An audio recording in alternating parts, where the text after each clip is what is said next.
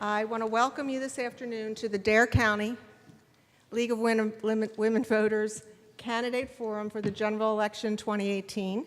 I'm Lorelei DiBernardo. I'm on the board of the League as well as the Vote 411 coordinator. Yeah. Since the League was founded 98 years ago, we have been dedicated, well, not me the whole time, we have been dedicated to informing and educating voters about the issues, about their candidates, and today is an opportunity to continue that tradition. The general election is on November 6th this year, and there'll be 5 candidates on your ballot for the Board of Commissioners. As you can see, yay, all 5 are attending this afternoon's event. There are 4 candidates on the Board of Education ballot, and all 4 will be attending our event a little later.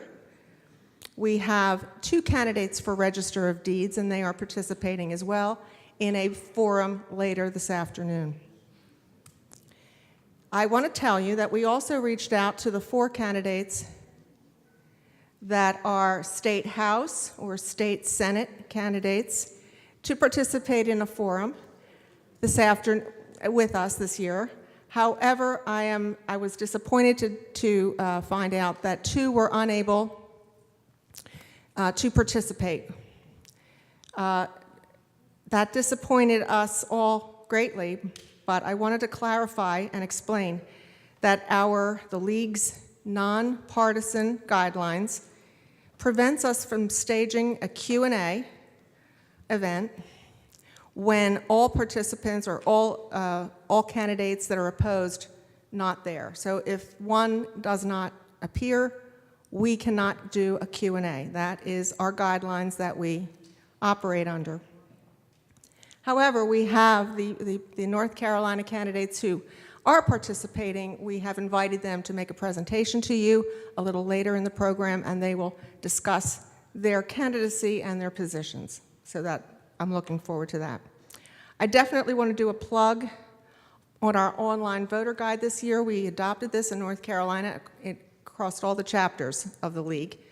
Vote411.org is a wonderful online tool to find out more about your candidates. Every word in there is written by the candidates themselves. So it's a great way for you to compare the candidates and their positions. I'm pleased to tell you that every candidate that's participating this afternoon has participated in Vote 411 for this election. So I'm really pleased and I appreciate that. Quick notes. Early voting starts next Wednesday, goes through November the 3rd, and we have a handout on the side wall here that contains the voting locations for that, as well as times and dates. We also have a sample ballot over here if you're interested in taking one of those with you. That'll help you be prepared when you do go to vote. What else is over there? Yeah, we had a phenomenal program last Wednesday on the 6 constitutional amendments. Phenomenal. I'm sorry, if you missed it, you missed it. But we did videotape it, and it's on our YouTube channel. So if you want to find out more about that, please let me know. And now, I would like to turn over the podium to our moderator for all 3 of our forums this afternoon, Dr. Lynn Logan.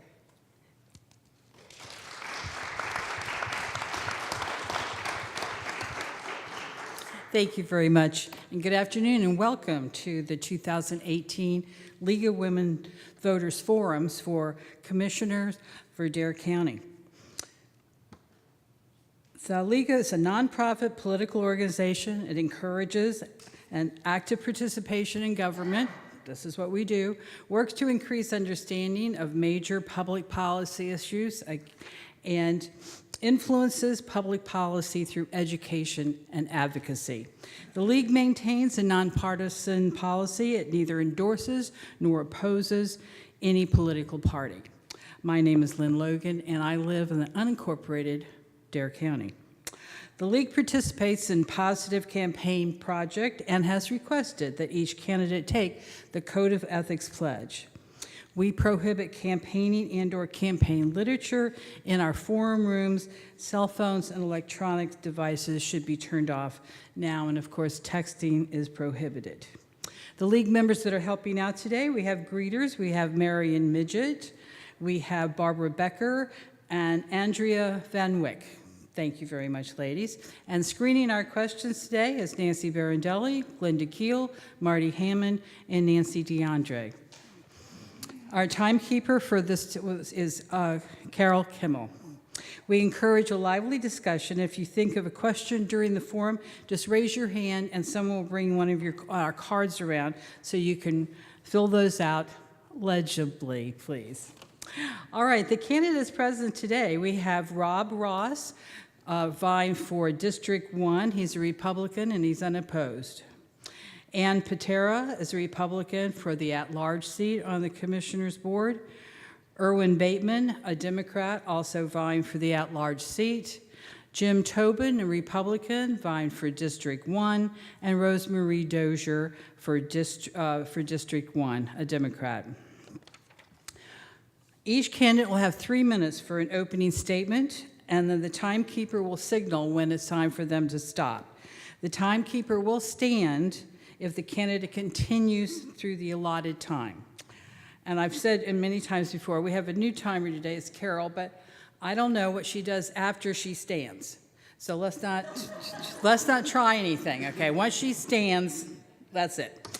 Okay, each candidate will respond to questions to the audience. Voters are asked to submit written questions and sign the town of residence.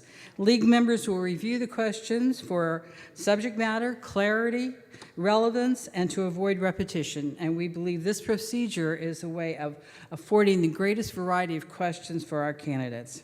Questioners will be asked to step to the podium to read their question as written without further comment. And otherwise, this is not a forum for you. It's a place for you to ask your question. The questioner will then be seated and the moderator will continue. The League advocates positive campaign practice, and we reserve the right to omit any question that is viewed as a personal attack or unrelated to campaign issues. Questions can be addressed to a specific candidate or all the candidates. 2 minutes is allowed for the response. Again, we don't want to test Carol, so after when she puts the stop sign up, that's it. Opportunities will not be extended to candidates who have passed on the initial question. And finally, each candidate is entitled to a 2-minute closing statement. Before we started today, the candidates drew numbers to establish the order for their opening statements. We will reverse this order for their closing statements. So the first candidate to have his 3 minutes of opening is Mr. Tobin. Well, thank you, everybody, for coming today. And I'd like to thank the League of Women Voters for having this forum. My name's Jim Tobin. I live in Mans Harbor. I've been here for 29 years.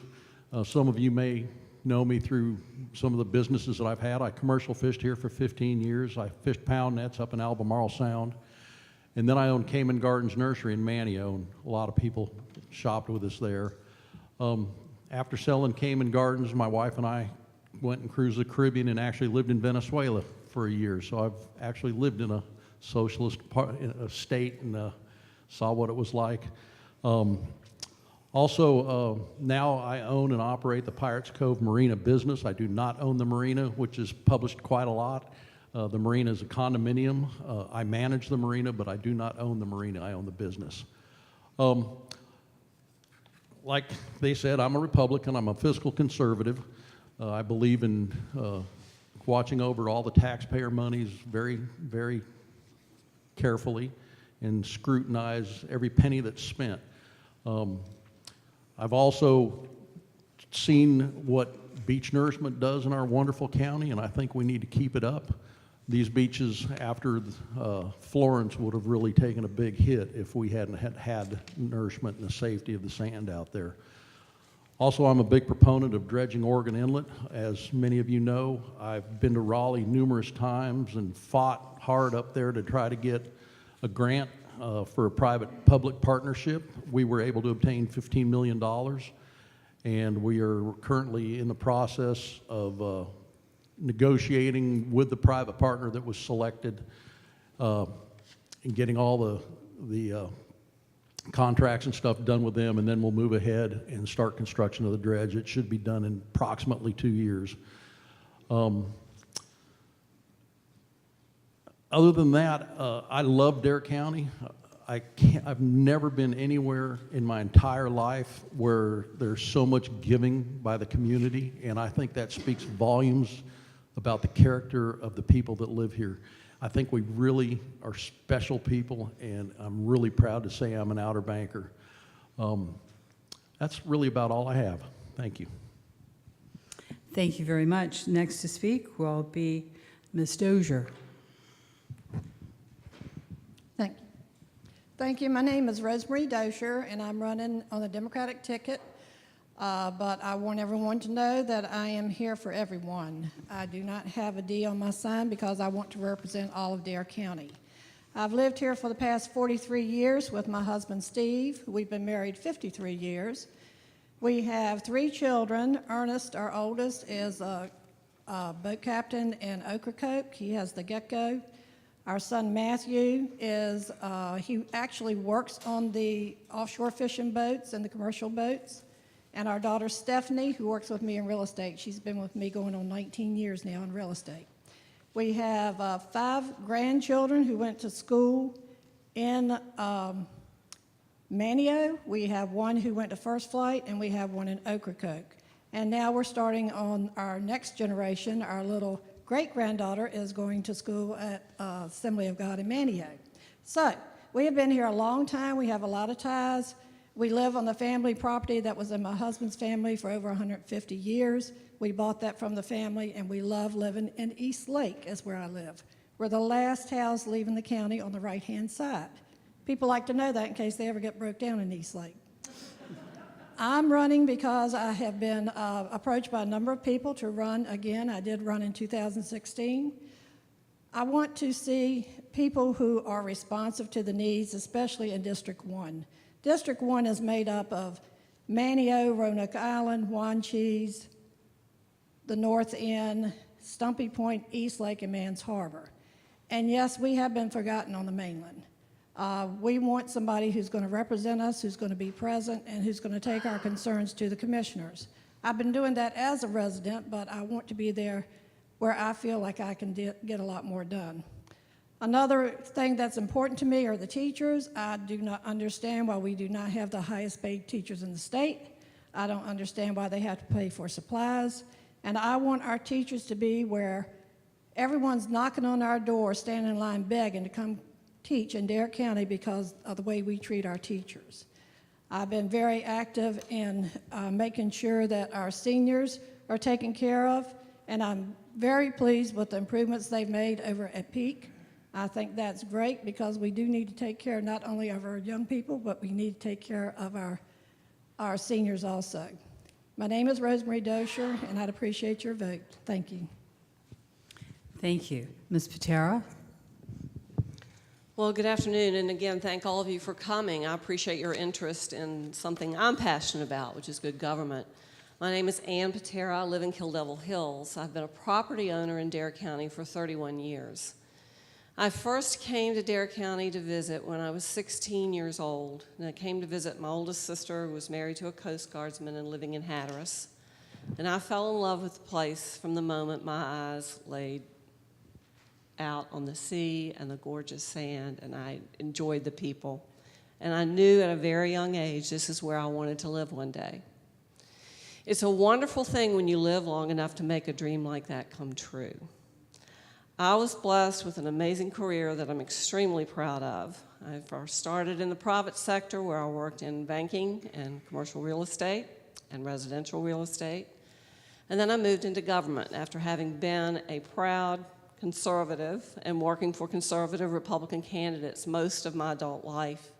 I was able to get a number of them elected, and if you do that well enough, sooner or later, one of them comes and asks you to work for them.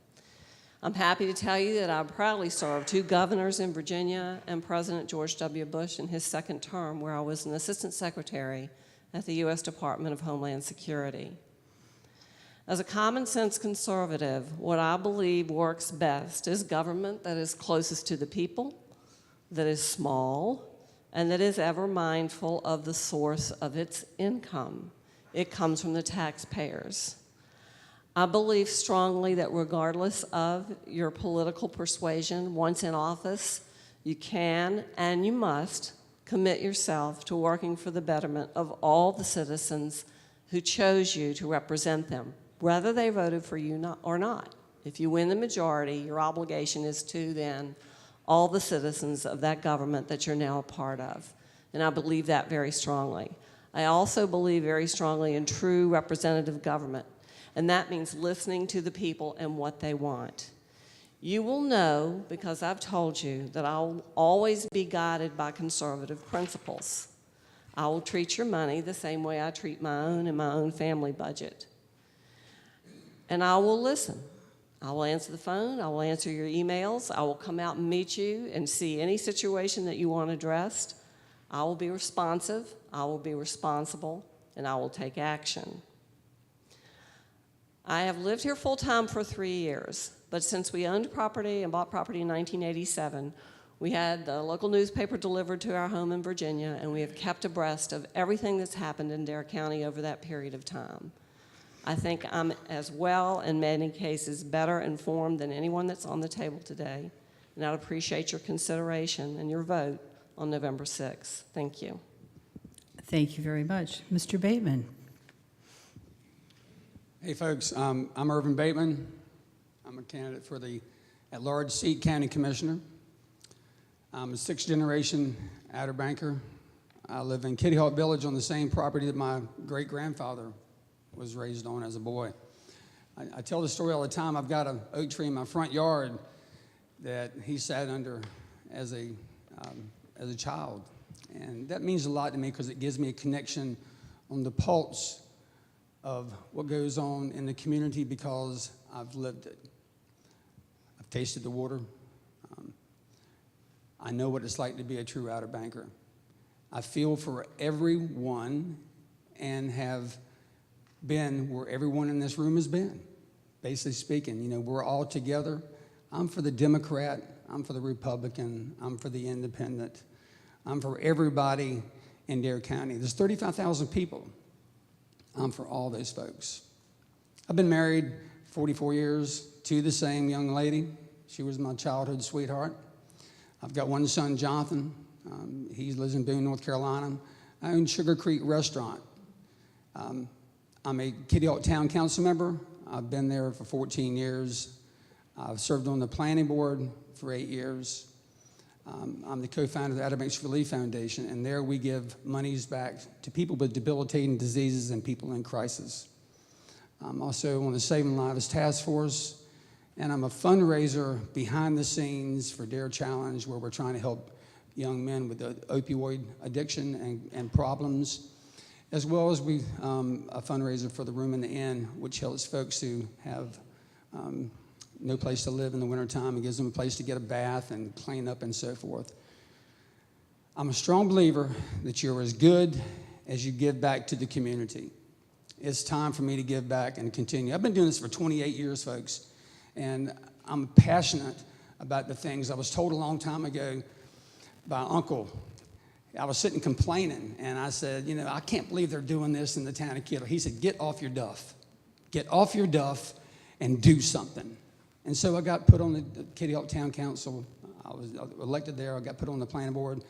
You make a difference in your community that you love. You change things. It's about doing things. I have a record of doing things in Dare County. I've been doing it a long time, and I want to continue to do that for you. This is about making Dare County the best it can possibly be. And trust me, I'm going to represent every one of y'all, everybody. Now, thanks for your time and vote. And I will say this, folks, and I apologize very much. My hostess of 25 years, Miss Joyce Etheridge, she passed away. There's a funeral in Manio I've got to be there at 2 o'clock. I'm going to leave here at 11:45, not out of disrespect to this forum here, because I appreciate all that y'all do, but out of respect for her, I've got to depart, okay? So thank you for letting me talk. Thank you very much. Mr. Ross. Good afternoon, everybody. I'm Rob Ross, and small correction, I am running unopposed for County Commissioner in District 2, so you guys can breathe a sigh of relief. I'm not a third competitor in District 1. I wanted to take a little different tack for my opening remarks. I currently sit on your Board of Commissioners, and I wanted to share 2 recent examples of situations that confronted our board and what we did in response. If you recall, back at the end of July, early August, we experienced torrential rains, and a number of families on the north end of Roanoke Island had terrible flooding, especially in Breakwood area, Holly Ridge, Daphne Lane. These folks came to us on August 6th and said, please, please, please, can you help us? We're underwater. Well, your board immediately and unanimously responded with an emergency call for tank trucks. We provided the funding. They came from the Virginia Beach area, and we also deployed the U.S. Forestry Service with pumps and hoses, and over the ensuing 5 days, we're able to move 4 million gallons of water off of these poor people's homes. I just wanted to share with you 2 emails that came in response from Mr. Todd Van Middlesworth. We want to show our appreciation for your efforts with an update. This is to the commissioners. Thank you for listening and quickly responding with solutions. We are so grateful. And another from Ms. Hannah McGee, also an affected homeowner. You have no idea how much it meant to have the County and Forest Service show up and resolve the situation. You guys made us feel that our concerns were valid and heard, and that means a lot. Another event took place in September. On the surface might appear a little humorous, but I assure you it's not. The residents in Mans Harbor were being confronted with an incredible problem. Black bears, very aggressive, very dangerous. Homeowners were fearful to literally go to their garbage cans because the bears were becoming extremely aggressive and going after the food and refuse in the cans. On September 17th, Ms. Cindy Holda came to the Board of Commissioners, contacted us with her need and a request for help. Our Commissioner Chairman, Mr. Bob Woodard, called her personally, and this was her response. Please spread the word to your neighbors. This is the head of the Mans Harbor Homeowners Association. Your neighbors and community members, that I just had a pleasant conversation with Chairman Woodard. He assures me he's heard our voices. They will take up this issue tonight at their meeting. My fellow Commissioner, Jim Tobin, also brought that forward as a resident of Mans Harbor. Those cans were ordered immediately. 200 arrived 2 weeks later on October 1. Cost to the county was $250 per can, price to homeowner $85, the same as a regular can. Your Board of Commissioners has first priority. Serve the residents of Dare County. These are just 2 examples how we try and do our #1 job. Thanks. Thank you very much. The first 2 questioners will, if you will come up to the podium, please, will be Colleen Shriver for the first question and Andrea Van Wyck for the second. Okay, just 1 minute. Okay, just 1 second. Okay, when I've called the 2 people up, the other person will sit in this chair so we can go faster. I will be addressing, I've chosen the order in which the questions are asked, so no one always gets the first one or always the last one. And out of respect to Mr. Bateman and his schedule today, we're going to start with Mr. Bateman. First, thank you all for serving. Many of us have opinions, but don't do as Reverend Bateman said, get out there and at least show up at the forum and ask. So Dare County is having a public hearing on zoning to assist in affordable housing tomorrow night. Our private septics hinder density. Would you be for or against central sewer and or community septic, and why?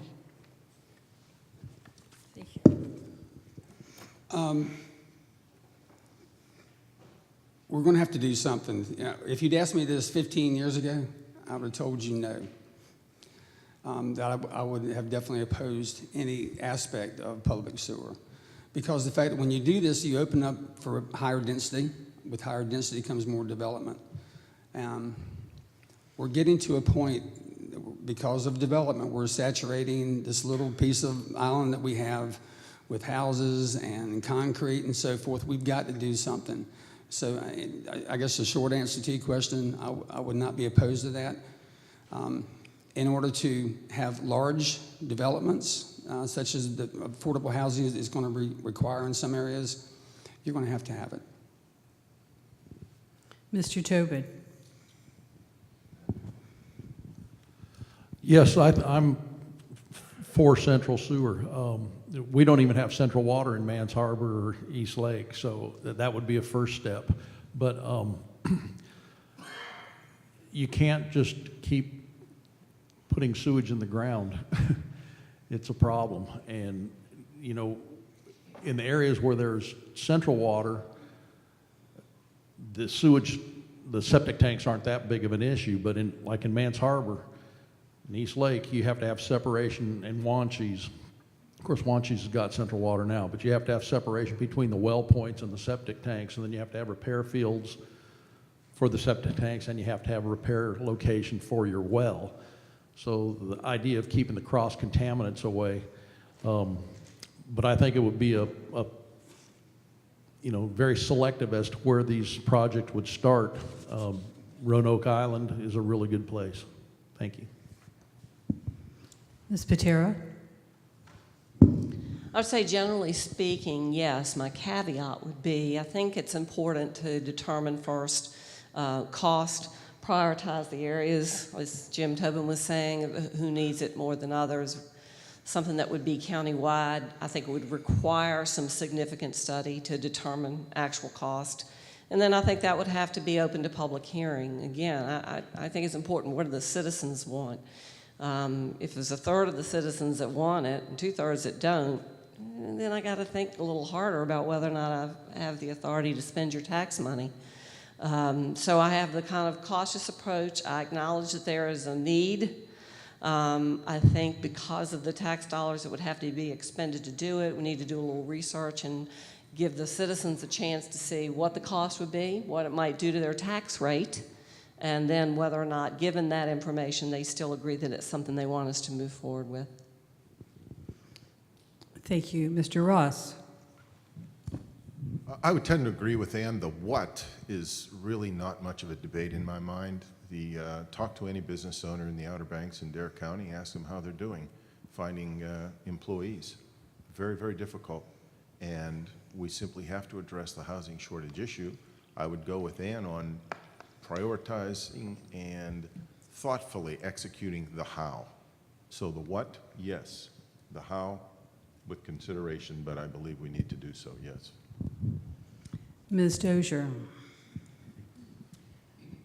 I actually am against all these studies, but this is one study I would be in favor of, and that is because we need to look at all of the things that come into play, because we're talking about affordable housing, now we're talking about central sewage, and then you're talking about another bill that's on the worker, because your sewage bills are not very low in the areas that I have checked. So I think it is something that we do need to look at, and here again in certain areas, but we do need to be very careful about what the final cost is going to be. Thank you very much. Next questioner, Colleen Alimony. Andrea Van Wyck. And thank you all for coming here today. We appreciate it.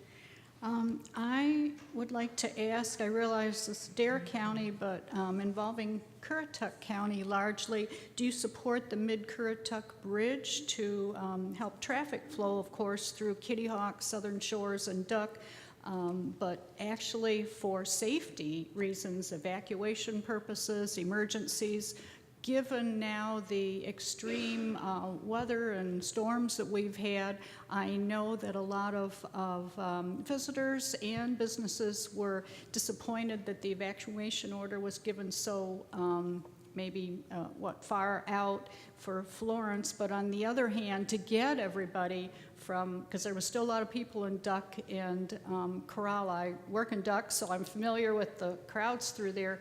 I would just like to know how you might help with that. Supposed to read the question. Oh, I'm sorry. Well, that's kind of what I had there. Okay, thank you. Thank you very much. So let's begin this question with Ms. Dozier. Well, I think that we have studied that one enough. And it appears that the people want it. And so, yes, if it's going to help, I would support, moving forward with the Currituck Bridge. I see no problem with having a bridge that has a toll. And if that's what we have to do to make it happen, then I say let's move forward. Thank you. Mr. Bateman. I'm for it. If you drive through Kitty Hawk in Saturday morning and Sunday morning and you see the backup all through Currituck, you would be for it also if you were a resident there. Safety reasons, you need to do it. We have taken a proactive stance along with Kill Devil Hills, Duck, Southern Shores, and the town of Kitty Hawk. We put police officers there to mitigate traffic the best we can. It would be really, really nice not to have to do that. I will guard us and let you know that we put the bridge there. We're going to see some decrease in the business on the Outer Banks, on our end. You need to think about that. But I'm all for the bridge. We need to expand it. We need to keep the safety, especially on the evacuation. It takes so long to get the folks off of here.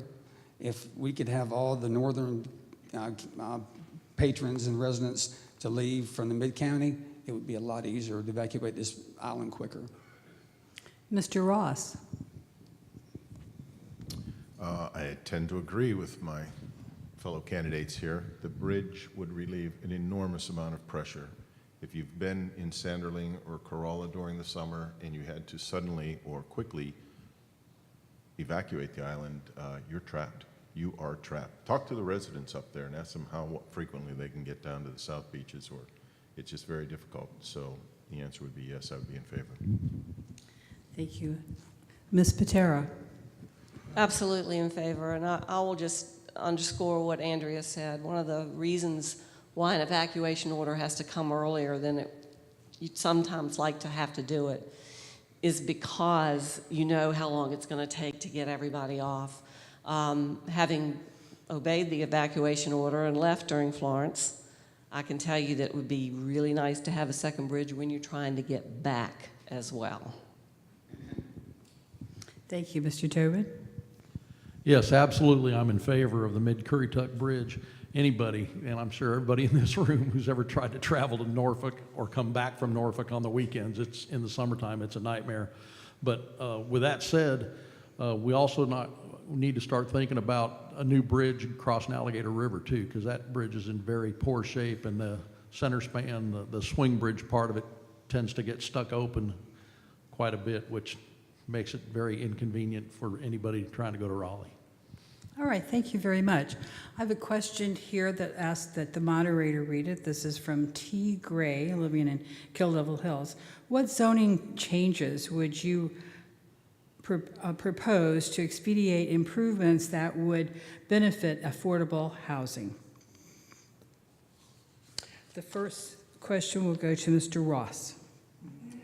Yes, we have a public hearing on Monday at 5:30. There's an entire menu of changes that deal with density and associated restrictions, accessory dwelling units, the construction thereof, the square footage of lot coverage, all of which will be discussed and has been favorably received by your Board of Commissioners.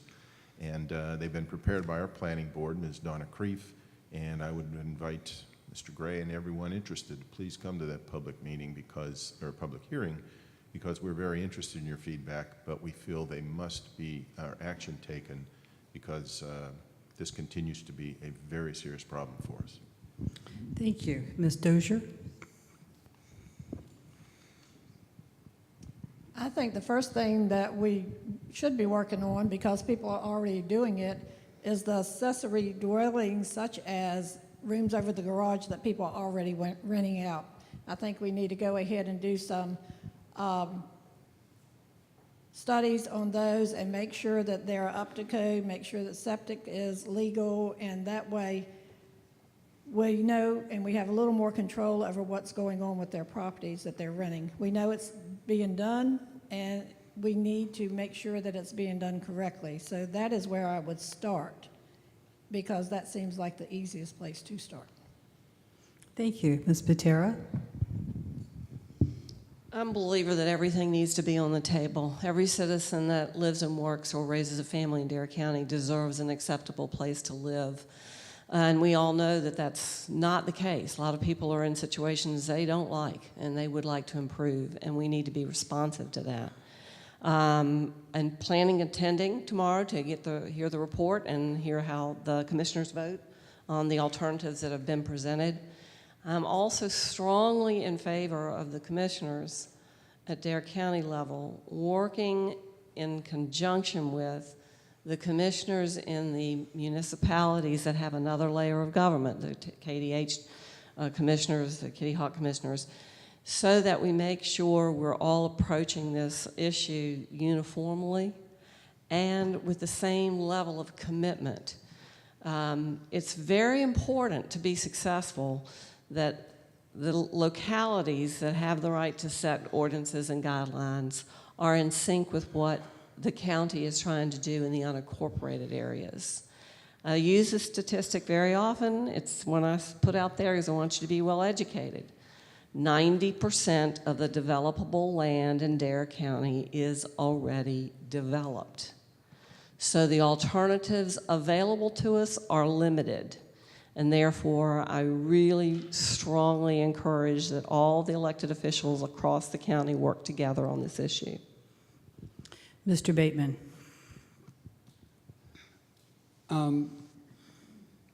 Kitty Hawk took one of the leads on this, and we've already changed, added multifamily. We've also added mother-in-law suites or adjacent properties in the same existing property for apartments and so forth. We've created 2 different zones that have increased density.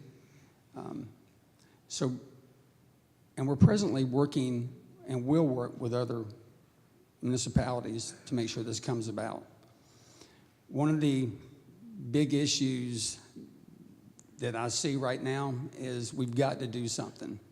And the commissioners had a very, very lengthy presentation from their planner, probably about 45 minutes at the last meeting there, and she laid out a very, very detailed, methodical plan on how to make this happen. So I take my hat off to her. Donna Creep does a great job. Like the meeting is, like I said, tomorrow. I encourage everybody to be there. It's going to be, you need to voice your opinions because that's what it matters when they make their decision. One house in Manio has 10 students this summer from Mongolia living in it. It was a 2-bedroom house. That's ridiculous. You know what I'm saying? It's ridiculous. So we, as citizens, as voters, we need to step up to the plate and say, listen, we need to make a difference. County commissioners, allow these ordinances to pass. Do what you got to do to allow people to build, developers to develop. It has to be developer-driven. And one more thing I must tell you, it has to be not only developer-driven, but through redevelopment, we can make this happen. Not just the 90% that's already developed, we can redevelop and make this happen. Thank you. Mr. Bateman, please accept our condolences for your loss. Mr. Tobin. Take care, Irvin.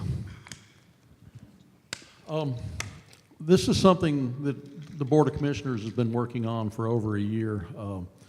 We actually contracted with the Chamber of Commerce to study affordable housing and what could be done. They came back to us several months ago with their list of recommendations, and we took that list and gave it to Donna Creef, who's in charge of the planning department, and instructed Donna to go through it and try to figure out in our zoning ordinances what could be done, whether it's decreasing some of the lot size requirements, increasing some of the lot coverage requirements, and what could be done to get some affordable units to be practical. There's a lot of challenges with that, as we were talking about septic fields and well points earlier. Donna did a fantastic job. She came up with a very comprehensive list of changes that can be made in Dare County, in the mainland part, in the county part, not in the municipalities. The big challenge is getting, as Ann was saying, all the municipalities and everybody kind of on the same sheet of paper, so to speak, when this ends up being passed. So what I think our plans are, we've talked about it anyway, is after Monday night's public hearing, hopefully we'll rule on it and make it law, and then meet with some of the municipalities and try to get this thing going countywide, because it really is a very good plan. Accessory dwelling units, cluster homes, rooms in your houses you can rent out and so forth. So it's really a good thing, and we really need it. Thank you. Mr. Tobin, you can hold on to that because you'll be the first one for our next question. There were 2 proposals submitted for the dredge. Which proposal do you support and why? Could you repeat that? 2 proposals have been submitted for the dredge. Which do you support and why? Okay, well, the dredge, we put out an RFP, which is a request for proposals, as instructed by state law. There was 2 responses, and basically the responses were reviewed, and the company, we wanted to eliminate the money aspects of it. So we took the money aspects of it and gave it to Dave Clausen to review that. And Dave Clausen said, when he came back, said all the money stuff was equal. So then it was a matter of how they answered all their questions. One of the questions and one of the things that we really insisted upon was that the dredge operations was based here in Dare County. One of the companies kind of had a lot of pushback on that. They didn't want to be based here in Dare County. They would operate the dredge here, but they didn't want to have an office here. The other company was like, absolutely, we can do it. So it was just a group decision. There was a group of 3 of us from the task force, and also Bobby Outen, and had other input from the commissioners, and that's how we selected it. Thank you. Mr. Ross. That same question? Yes. Oh. Jim was on the task force and a small group that evaluated the proposals as submitted. The board itself did not evaluate in detail. I did not evaluate the detailed proposals. We took the summary recommendations from Jim and those that did, including Dave Clausen, our finance director for the county, and approved it as such. And again, the main focus being Dare County and servicing Oregon Inlet and Hatteras Inlet. Thank you. Ms. Dozier.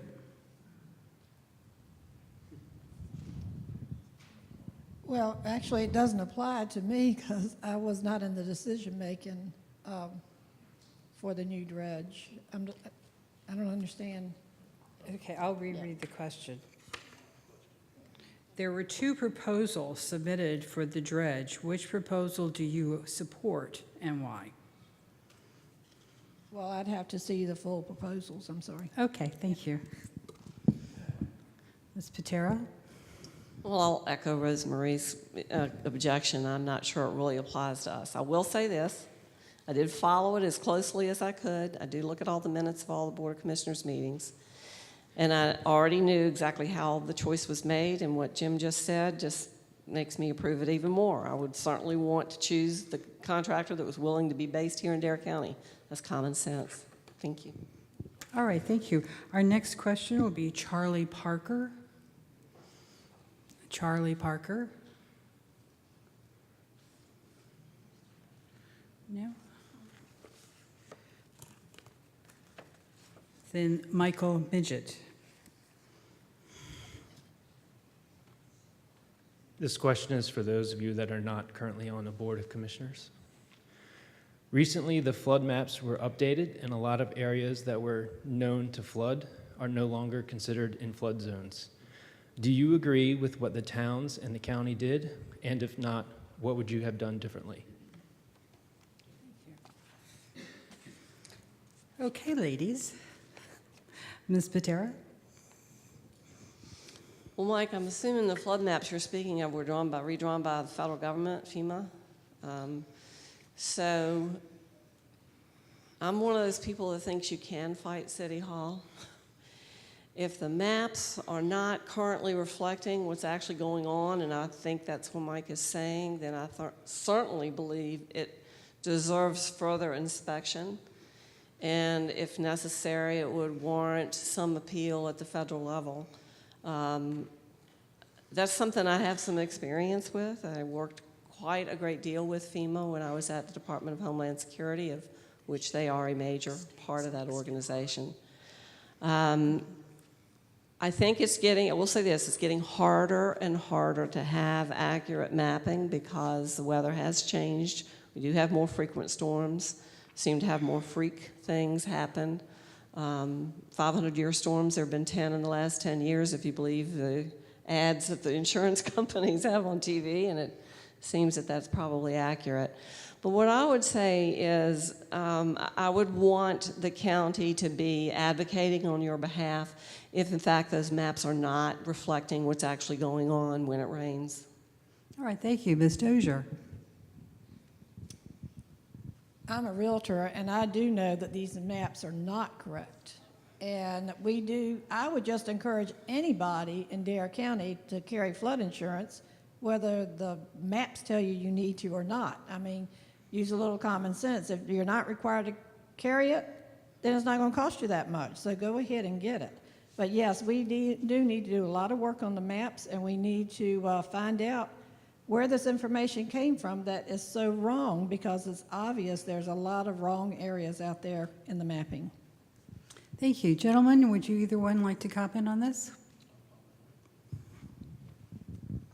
Yeah, I know that the maps were done by FEMA, which is a federal agency, and it's mind-boggling to me that some of the areas that they've changed to a lesser degree of flooding.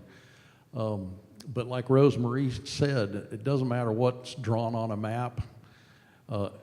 Flood insurance and common sense when you live there is vital. I know Donna Creef's been very proactive in the process, and I know the process is not quite complete yet either. I don't believe those maps have been totally adopted, but I'm not 100% positive on that. That's something I'd have to talk to Donna about. I'll offer this thought. I agree with what's been said. The maps did designate certain areas as non-flood zones that we know were subject to some flooding.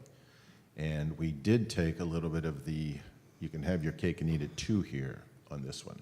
We have maintained some building and elevation restrictions locally while not fighting to alter the FEMA maps. The FEMA maps have allowed us to acquire insurance at some lower rates, while local restrictions will still require elevations to protect structures above that flood level. Donna went through that with us at some length at the commissioners' meetings, and we chose to go along that path to try to both take advantage of those maps while also requiring elevations through local ordinances. All right, thank you. I'm going to read the question for Mr. Parker, but the next question will be Louis Toth. Here's Mr. Parker's question. North Carolina has the highest rate of not processed sexual assault kits in the U.S. Yes or no answer for the candidates. If elected, will you demand that funds be provided immediately to process these kits? Rainy day funds are always available. Going first on that question. Could you repeat that? Absolutely. North Carolina has the highest rate of not processed sexual assault kits in the U.S. Yes or no answer from the candidates. If elected, will you demand that the funds be provided immediately to process these kits? Rainy day funds are available. First off on this one is Mr. Ross. I presume this is a state level issue. My answer is a simple yes, but again, I don't know the details of the facts at the state, or why would the state of North Carolina leave these kits unprocessed? That on the surface, that doesn't make any sense to me. One would obviously process these. So the answer would be yes. Ms. Dozier? Yes, you asked for a yes or no answer, yes. Ms. Patera? Yes, but I'll echo what Rob is saying. That is a state lab backup issue, so it's state funding. I have no idea how many Dare County may have pending in that line, but if they do, then I would certainly support Dare County funds going toward that effort as well. Mr. Tobin? Yes, absolutely. All right, thank you. Our next questioner?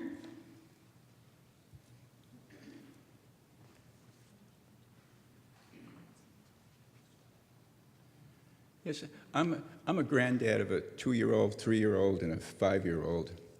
And my daughters are very concerned about guns and school safety. And I'm wondering what you can do here to make these schools as safe as possible, particularly without the guns. Thank you.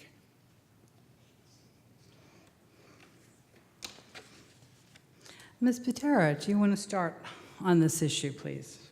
Yes, I'm a strong supporter of school safety. I think we do a reasonably good job here in Dare County, at least as far as I've been able to understand in meeting and talking with teachers and principals and folks on the school board currently. That's not to say there is any kind of a perfect world. I think you assess. You were constantly looking at your security protocols, how safe your perimeter is, what your access is like. I hate to think of the idea of searching kids' backpacks, but I don't know. If that becomes something we should consider doing, I would not oppose that. I want all kids to be safe. I want all kids to be well educated and have a bright future. And again, I think you just constantly assess and upgrade as you show the need to do that. If you've been into a public school lately, I was at First Flight High School the other day. You got to be seen on a camera. You got to show an ID to be buzzed in. I think it's fairly secure as far as getting in and out. Thank you. Ms. Dozier? Well, I too feel that we've done a good job with our schools here, and we have the resource officers there. And here again, the schools are pretty well secured when you go in. You do have to be buzzed in. And I don't think it's a problem. If it does get to be a problem, and of course one incident will be one too many, then we would need to possibly search the bags when they come in or have a metal detector or something. But I certainly hope it never comes to that in Dare County. I think our resource officers do a great job, and hopefully it's not going to happen here. Mr. Tobin, school safety? Well, school safety is paramount. I'm the son of a school teacher myself, and miraculously went through school. But this is a complex question, too. On the outside, just simply gun control at schools, you would think would be a question that has a simple answer. But not that long ago, guns were in the pickup trucks of many a young man that were going hunting, and there were no problems. Nowadays, I don't know what's changed in our society, but it's a mental health issue also, and identifying people, students, teachers, outsiders, whatever, who could possibly be a threat is an issue that really needs to be looked at and scrutinized very carefully. Our resource officers have done a fantastic job here in Dare County, and we are truly blessed to be in a community such as ours where there's not a lot of that outside pressure and threats, and we're blessed to have people who work with the mental health of our students, and we just need to continue funding that type of area, try to prevent it before it can happen. Thank you. Mr. Ross? Jim's comments are spot on, folks. We are in a very closely knit, tight community. I attended the convocation ceremony with Superintendent Farley and the staffs, teachers from all of the various schools that we've got throughout the county. These people know one another. They know their students. They are a community. This is not a faceless, nameless, draw a number, come through a metal detector, we don't know who you are. And the second part of that, as Jim pointed out, again, I would agree, if there's a troubled student or there's a troubled member of the faculty, folks, if you know and you see, say something. Reach out in advance. It is that sense of community, and the final and third additional member of these school resource officers, they do a fantastic job. So given the cooperation with the Board of Education, our staff, our teachers, our administrators, I frankly feel very comfortable about the safety of our kids in our schools. Thank you. The next, Phyllis Barnes is the next questioner, and after her, Barbara Becker.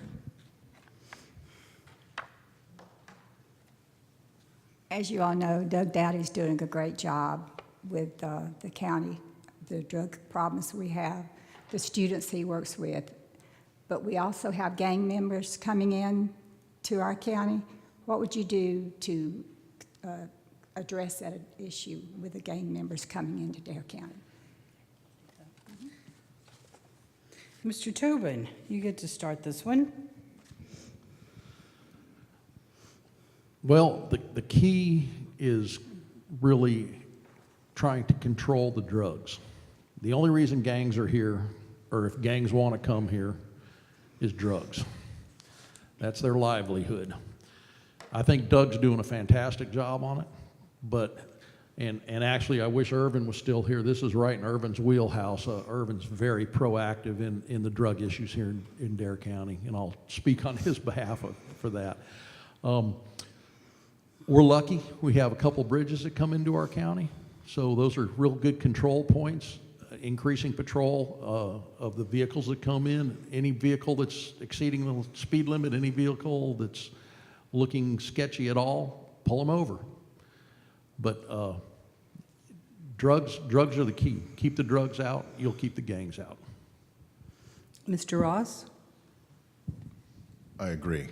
I'm a big fan of the sheriff. Last year, he held a drug awareness task force meeting at the Wanchese Community Center, and he had the members of his, I don't know if they were undercover or not, but they were a special unit of drug enforcement officers.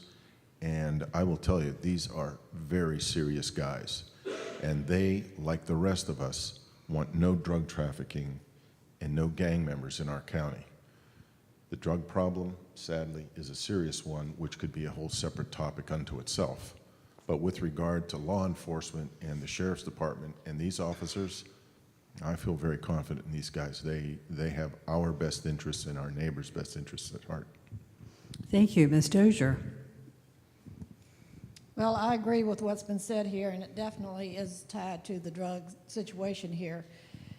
And I guess what we need to do is keep an eye on these kids, the ones that are in school. Start at the elementary if you have to, when they're 6 years old on up, because they look up to these kinds of people, and we need to educate them where they understand that's not cool.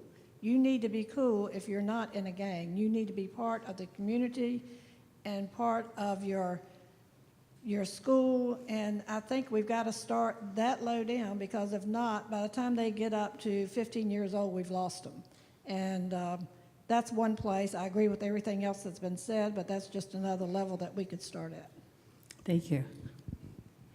Ms. Patera? Doug Dowdy and his deputies do a great job, as do most of our law enforcement personnel across the Outer Banks, the Nags Head Police, the Kill Devil Police, the Kitty Hawk Police. And I've personally seen 2 incidences myself with local town police pull into a yard with a person laying out on the ground. And you know when you see that, when there's no vehicular problem in the road, you know exactly what you're looking at. We have an opioid crisis. Specifically, we have a crisis with cheap, available, deadly heroin. I'm not going to mix words about it. But it is not a problem we can just arrest ourselves out of. Law enforcement is a piece of this, but there are other pieces that we need to think about. We're not educating our kids. If you have a child 10 years old or older, and they do not know that 1 dose of heroin will make them an addict for life, then you need to tell them that. We teach them a lot of things that their young ears are a little too tender to hear. But are we teaching them about decisions they may make that could cost their life or wreck their life for a lifetime? I dare say there's no one in this room that has not been touched by the heroin epidemic. I'd be very surprised. I'd like to meet you if you haven't. Somebody in your family or close circle of friends, I bet. And isn't that sad? But it's our job to make sure we do something about it.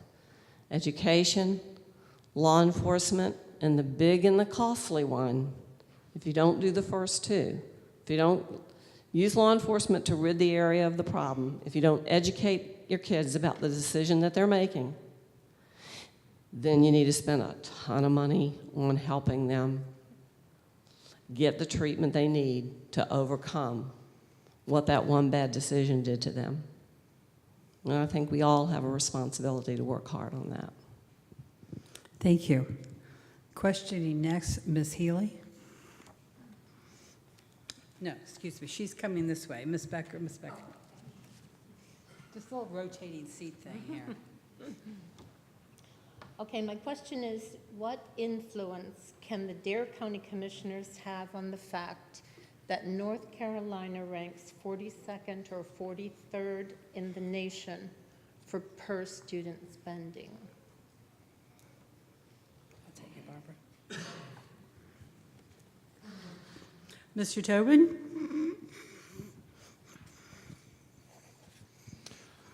I would like to know what Dare County ranks. I think Dare County's quite a bit higher than that, but we just need to keep funding our schools. It's sad that we're that low, but a lot of these schools that are so poorly funded are very rural school systems that don't have the tax basis to put into their schools. We're blessed here in Dare County. We do have a really good tax base, and we do funnel a lot of money into our school system. Is it enough? I don't know. I don't think it's enough when you hear that the teachers have to buy their own supplies. To me, that's just insane that you require, or not even require, you just ask of a teacher, hey, how about bringing your own paper and pencils? I've never heard of such a thing, ever. So we need to encourage our state, we need to encourage our federal government, and we need to locally encourage ourselves as citizens to keep funding our schools at a better pace. Hey, Ms. Dozier. Well, I totally agree that we need to do whatever funding is necessary if we have to cut in other areas, because that is one of my passions. And here again, I talk about the teachers. I want teachers beating down our door to try to come to Dare County and be a teacher because of the way we've treated our teachers and our pupils. I believe we have a good chance in Raleigh to get good support this coming election because we have some educating candidates that are all in favor of putting more money into education, and I think that working together on the state, we can make it happen. Mr. Ross. Thank you. This one is close to my heart. Dare County contributes roughly $22 to $23 million a year toward our county schools. The state contributes another 33 for a total of approximately $55 million a year. 5,000 students, that comes out to just over $11,000 per student. Last year, I and others on the Board of Commissioners approved a 4-cent increase in taxes that went for 3 areas. 1, our first responders, staffing and equipment. 2, our county employees at a much needed raise. And 3, the issue of this question, our schools and our teachers. This is a vital investment in our community. I continue to see great relationships between our commissioners, and we have what we call a 5-on-5 situation. If you'll notice, there are no lawsuits between the Board of Education and the county. There's no contentious griping in the press. That's because responsible adults on both sides look at the needs of our schools, map out according to metrics what funding is necessary, and this was all, again, part of our predecessors on the board, but the outcome has been outstanding. And I know there are members of the Board of Education here that might be able to attest to this, but I think we do a very good job in maintaining our schools. Just pass it on down. Agree with most of what's already been said. Dare County is very fortunate. We have a sizable amount of our revenues that go toward our schools and get a good amount from the state of North Carolina. I think the question was, what can Dare County do to help North Carolina raise its ranking? I'll point to one thing, and that is that I know in the last 4 years that the state has, by its funding to the localities, increased teacher pay significantly. I don't know the percentage, but I think it's close to a third above what, or 30% above what it was 4 or 5 years ago. We have a responsibility to keep pushing that, to work with our House and Senate, State Senate delegation to make sure we're getting our fair share every year. And as far as a statewide increase, I think that's something that has to happen more at the statewide level. But I'm very committed to making sure Dare County continues to get all the funds it needs to really and truly educate our children well for the 21st century. I will say that since I've been out campaigning, I've met some amazing teachers and administrators and school board members. And one just that I'll share real briefly, I met a teacher not too long ago. He and his wife both relocated here specifically to be able to teach in Dare County schools. And they relocated from Winston-Salem. And they're very happy and very rooted in the community, and they love living here and they love teaching here. And yeah, that's just 2 people, but that's a great example of people who specifically wanted to come here to teach at Dare County. That speaks well of us. Thank you. Following Ms. Healy's question is Breen Bailey.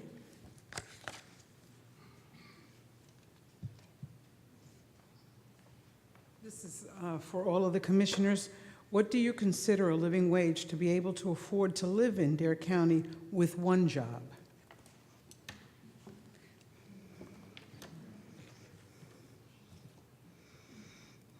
Ms. Patera. It's an excellent question. Knowing from watching everything that I can see and read, probably the average house price is well over $300,000, I'm guessing, if you take it countywide. So do the math. So probably a household income needs to be somewhere between $60,000 and $70,000. Again, I'm guessing based on what I've read, but it's high. Thank you. Mr. Ross. Well, that's a rather subjective question. If you follow Ann's logic, that makes quite a good bit of sense. If you're a family with 5 children, does it still work? Is it a family with 2 grown children who are out of the home and working jobs on their own? What if you're a single person looking to rent an apartment? It's a very difficult question to put a number because the variety, size, and diversity of families in Dare County really covers the whole spectrum across the board. The one thing I would agree with is we should provide and do everything we can to support an environment where everyone who is living here, working here, retired here, growing up here, does have a safe, secure, and adequate place to live, thrive, and contribute to the community. Ms. Dozier. Well, I guess we need to, of course, increase the minimum wage, and that is not just, Dare County or the state, but everybody needs. But Dare County, I mean, maybe $15 an hour because it's sure not working at $10 an hour or less. So that would be a start, and I know that everything comes into play, not just the money, but of course what you have to pay your employees and then along with the benefits and all. But I would say if we could ever get the minimum wage up to $15, that would be a big start. Mr. Tobin. I've never only worked one job in my life. No, it's not. It's good. I don't want to get in an argument with you, thank you. I'm not starting with you. I said I've never worked one job only in my life. When I moved here to Dare County, I inspected nuclear power plants. I started commercial fishing, and I opened up Cayman Gardens behind my house in Mans Harbor. I worked my butt off.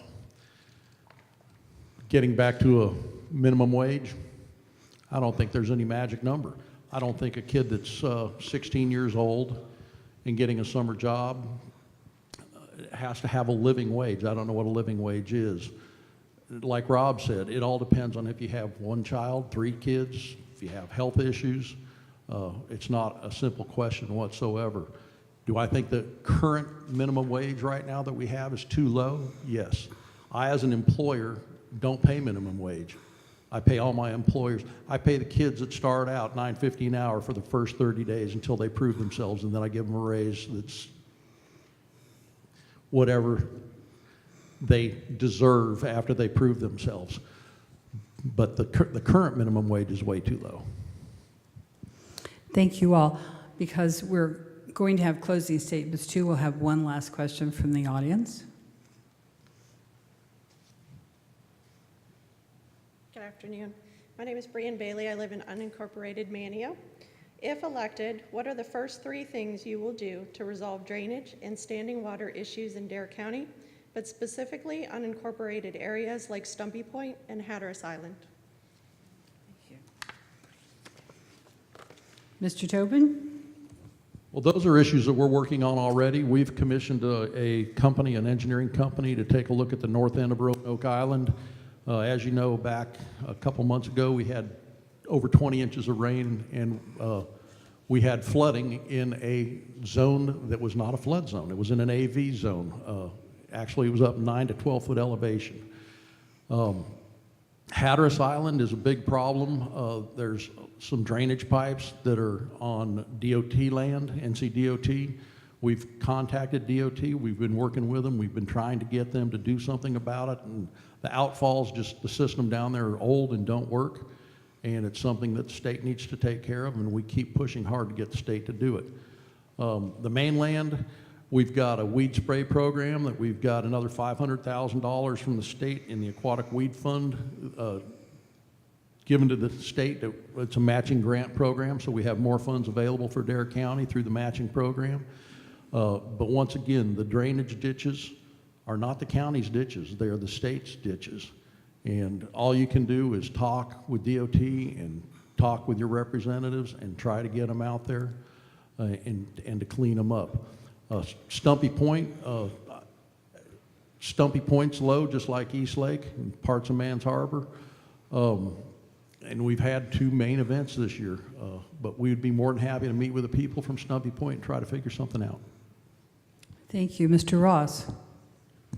Thanks. Yeah, Jim's covered it quite extensively. We met back in August with members of the DOT, Commissioner Woodard and I. We have commissioned with the Department of Transportation to co-fund a hydrology study of Roanoke Island. Folks, what we have is our #1 system of managing stormwater is infiltration. And if you develop and continue developing, you suddenly start to impair your ability to have widespread infiltration in our sand-based soils. And it forces the water into places that it wouldn't normally go. We studied these maps, we had them in the meeting, and between that, the weed spraying, removal of weeds, and the cooperation, and we put a lot of heat on our friends at the DOT, ask Alan Moran, he'll tell you, is to maintain clear drainage ditches, monitor closely development and how and where we are channeling water, and working with the DOT on an ongoing basis.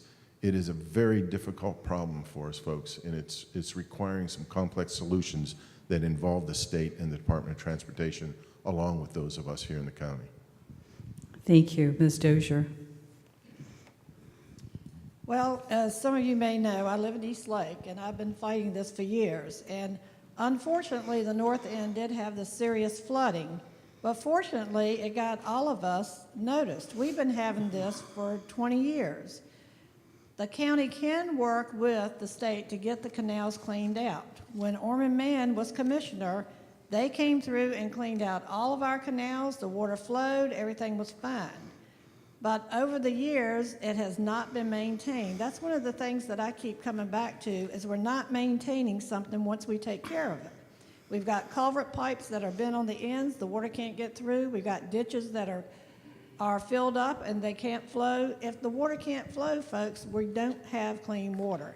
And if we don't have clean water, we're in trouble.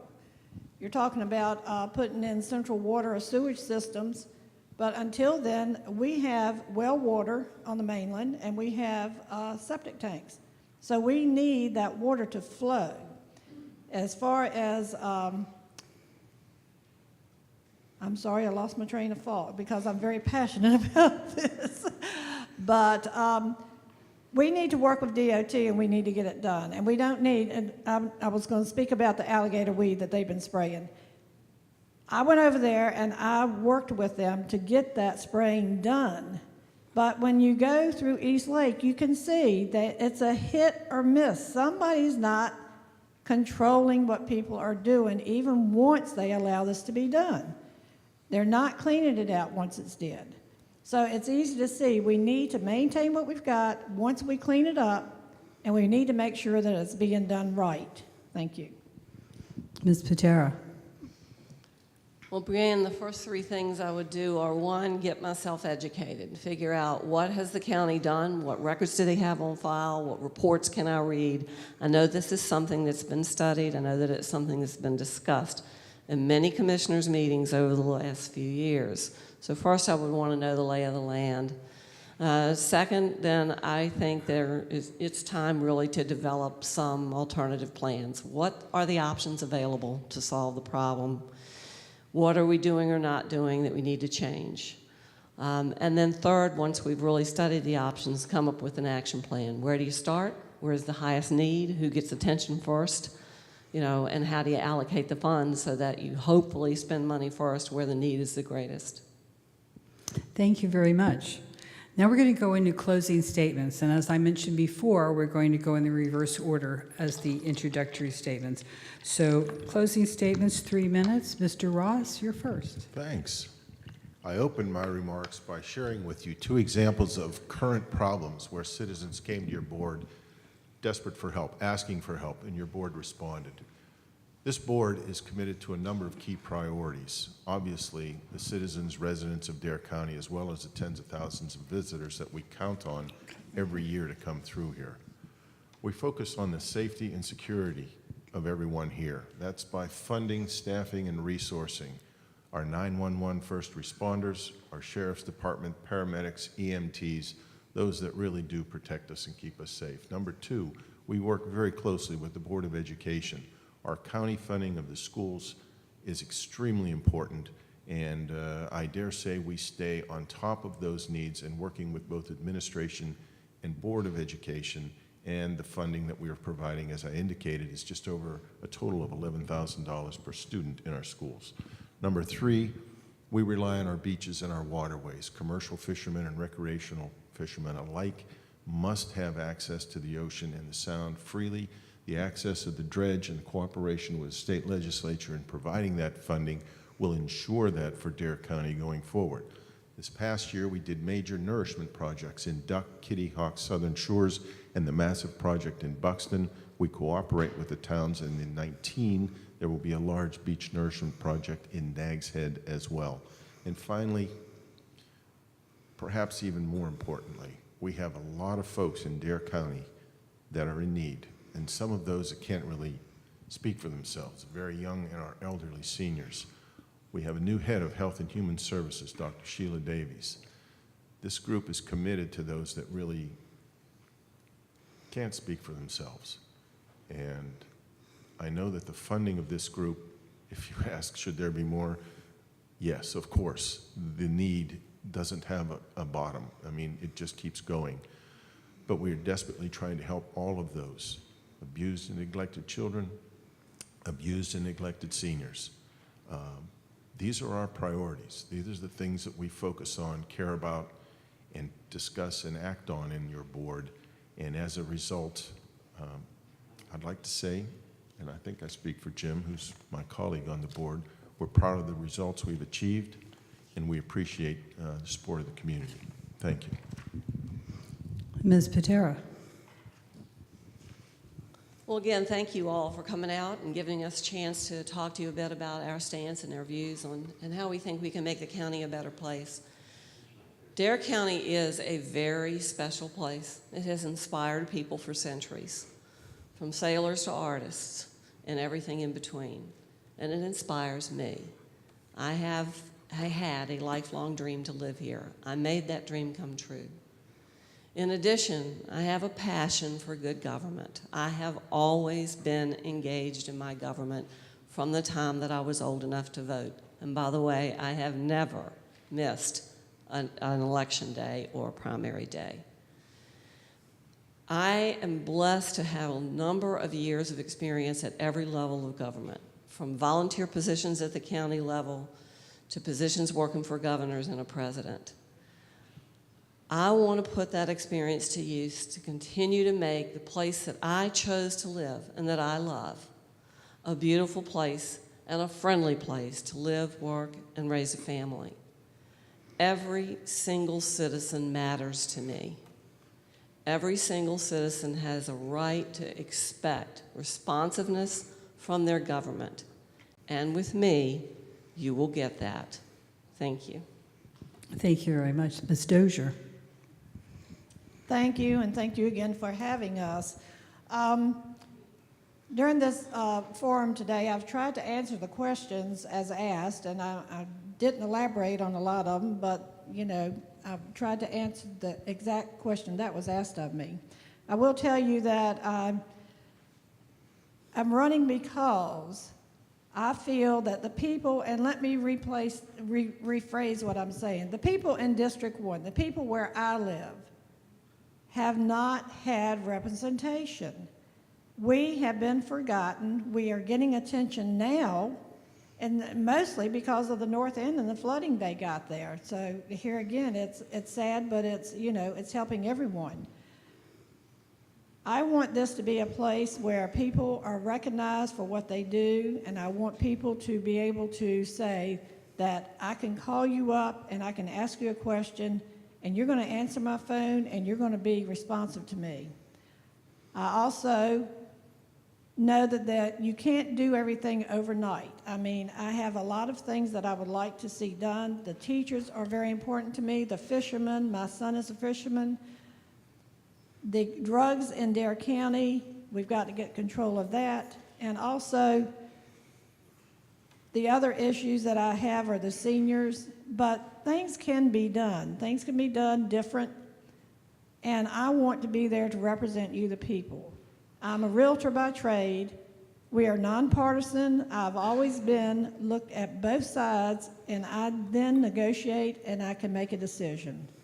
So I'm there for the people, and I want to be there for you. I have no ties to any special interest group, and I want to be, the citizens of Dare County are my special interest group, and I want to serve you, and I would appreciate your vote. And early voting starts October 17th. Thank you. Thank you very much. Mr. Tobin. Well, I'd like to thank the League of Women Voters for having this forum today, and I'd like to thank all of you in the audience for coming and participating and asking us such good questions. I kind of joke I'm one of the rarest animals on earth. I'm a Republican from Berkeley, California. And that's a rare animal these days. I'd like to echo what Rob said and expand on it maybe a little bit. Rob was talking about the elderly. And one of my assignments when I took over for Marguerite was to be on the Dare County Older Adult Services Board. And I was also asked to serve as the resident advocate at Peak Resources and at Spring Arbor for the elder adults there, the residents. Went through 16 hours of training for it, and then went and started doing my inspections and talking with the residents. And I can tell you, it is probably the most refreshing thing I do as a commissioner, meeting those people and hearing their needs and dealing with what they have to deal with. Everything's not great at those two places. Peak Resources is doing a fantastic job. Spring Arbor's got a little bit of work that needs to be done, but they're turning the corner, and I really want to continue in my position on that. Also, my training, I inspected nuclear power plants for many years, and my training during that time period really kept me on point for detail. And I look at everything that we do in Dare County and scrutinize it very thoroughly to make sure that what we're doing and where we're headed the right way.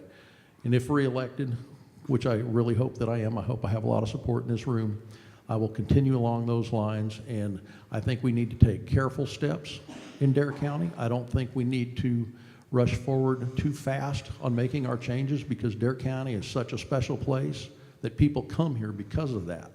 And if we go too fast and make too many drastic changes, that special place might slowly disappear. So with that said, thank you all for being here. Thank all of you also, and thank all of you for attending. I really think we have some tough choices to make. We had very good answers, very good questions. I congratulate the whole forum. If in fact you had some questions or wanted to see this again, or you may do so on our YouTube channel, on our website, but also on the government channel 191. On Friday, October 19th, this will be rebroadcast at 1 and 7 p.m. On Wednesday, October 24th, it will be rebroadcast at 1 and 7 p.m. Please don't avoid the table over here, lots of nice things. And also, think about joining us at the League of Women Voters and helping make democracy work. Thank you very much.